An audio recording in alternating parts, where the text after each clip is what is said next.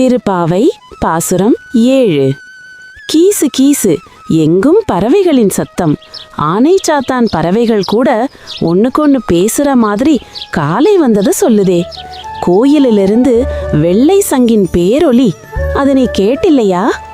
பேய் பெண்ணை வென்ற சக்கரக்கையன் கண்ணன் பாம்பனை மேல அமைதியா பள்ளி கொண்டிருக்கான். அப்படிப்பட்ட கண்ணன் இருக்கிற புல்லரையன் கோயிலிலிருந்து எழுந்த சங்கொலி கூட உன்னை எழுப்பலையா? இது தூக்கத்துக்கான அழைப்பு இல்ல, ஆன்மாவை எழுப்புற அழைப்பு. ஏலோர் எம்பாவாய். நன்றி.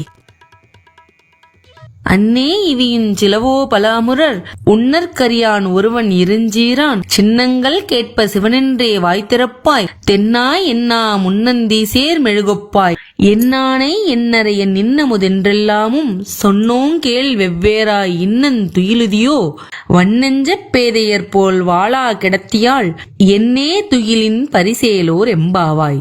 தாயிலும் மேல